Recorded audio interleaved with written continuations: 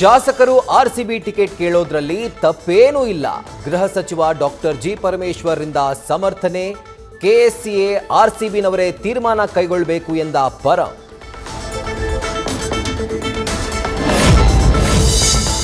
ಜನರಿಂದ ಆಯ್ಕೆಯಾದ ಶಾಸಕರಿಗೆ ಟಿಕೆಟ್ ಕೇಳೋಕೆ ಹಕ್ಕಿದೆ ಎಂದ ಡಿಸಿಎಂ ಡಿಕೆ ಶಿವಕುಮಾರ್.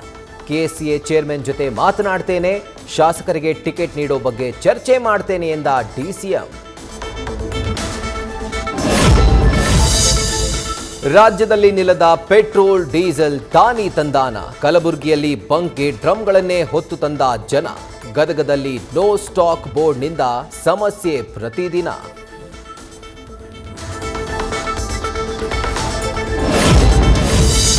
ಯುದ್ಧದಿಂದಾಗಿ ದೇಶದಾದ್ಯಂತ ತೈಲ ತಲ್ಲಣ. ಪ್ರಧಾನಿ ಮೋದಿಯಿಂದ ಮೀಟಿಂಗ್ ಮಂಥನ. ಸಂಜೆ ಎಲ್ಲಾ ರಾಜ್ಯಗಳ ಸಿಎಂಗಳ ಜೊತೆಗೆ ಮಾತುಕತೆ.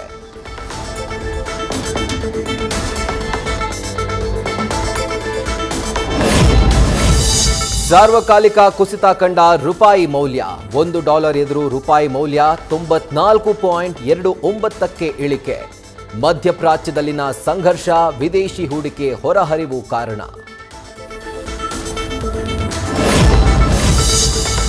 ತೈಲ ತಳಮಳದ ನಡುವೆ ಕೇಂದ್ರ ಸರ್ಕಾರದಿಂದ ಗುಡ್ ನ್ಯೂಸ್. ಪೆಟ್ರೋಲ್ ಡೀಸೆಲ್ ಮೇಲಿನ ಅಬಕಾರಿ ಸುಂಕ ಇಳಿಸಿ ಆದೇಶ. ಪೆಟ್ರೋಲ್ ಸುಂಕ 13 ರಿಂದ 10 ರೂಪಾಯಿ ಇಳಿಕೆ. ಡೀಸೆಲ್ ಸುಂಕ 0ಕ್ಕೆ ಇಳಿಸಿದ ಕೇಂದ್ರ.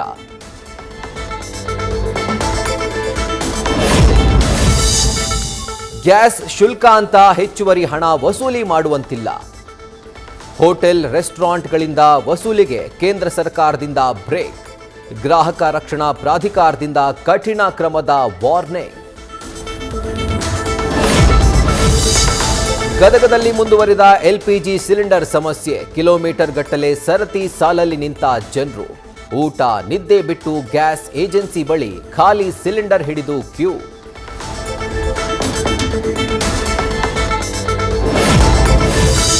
ಭಾರತಕ್ಕೆ ಬಂತು ಮತ್ತೊಂದು ಎಲ್ಪಿಜಿ ಟ್ಯಾಂಕರ್. ಹಾರ್ಮೋಸ್ ಜಲಸಂಧಿ ದಾಟಿ ಗುಜರಾತಿನ ಕಾಂಡ್ಲಾ ಬಂದರಿಗೆ ಬಂದ ಹಡಗು.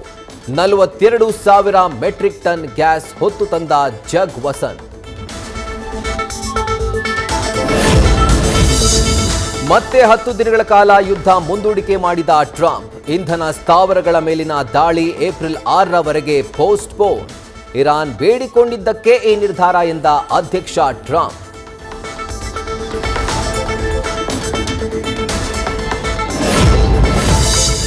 ದಾವಣಗೆರೆ ದಕ್ಷಿಣ ಕಣದಿಂದ ಹಿಂದೆ ಸರಿಯದ ಸಾದಿಕ್ ಪೈಲ್ವಾನ್. ಕಾಂಗ್ರೆಸ್ಗೆ ಅಲ್ಪಸಂಖ್ಯಾತ ಮತಗಳ ಟೆನ್ಷನ್.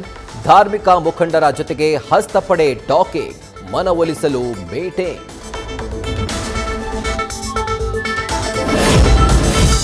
ಬಿಗ್ ಬಾಸ್ ಮಾಜಿ ಸ್ಪರ್ಧಿ ರಜತ್ಗೆ ಕೆಆರ್ಪುರ ಪೊಲೀಸರ ನೋಟಿಸ್.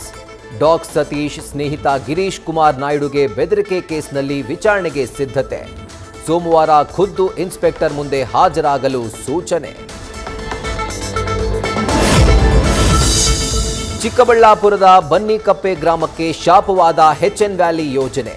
ಸೊಪ್ಪು, ತರಕಾರಿ, ಹಾಲು, ಹೂ, ಹಣ್ಣು ಎಲ್ಲವೂ ವಿಷ. ನೀರಿನ ರೂಪದಲ್ಲಿ ವಿಷವನ್ನೇ ಸೇವಿಸೋ ಪರಿಸ್ಥಿತಿ. ಇಬ್ಬರು ಕ್ಯಾನ್ಸರ್ಗೆ ಬಲಿಯಾದರೂ ಎಚ್ಚೆತ್ತುಕೊಳ್ಳದ ಸರ್ಕಾರ.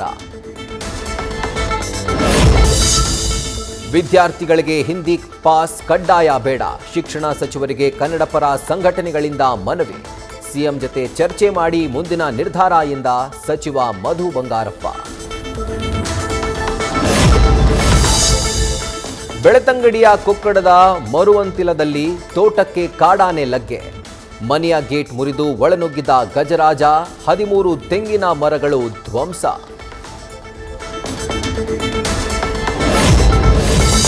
ಬಾಕ್ಸ್ ಆಫೀಸ್ನ ದಾಖಲೆಗಳು ಧೂಳಿಪಟ. 7 ದಿನಗಳಲ್ಲೇ ಬರೋಬ್ಬರಿ 1,000 ಕೋಟಿ ಕಲೆಕ್ಷನ್ ಮಾಡಿದ ಧುರಂಧರ್ 2. ದೇಶದಾದ್ಯಂತ ಹೌಸ್ಫುಲ್ ಪ್ರದರ್ಶನ.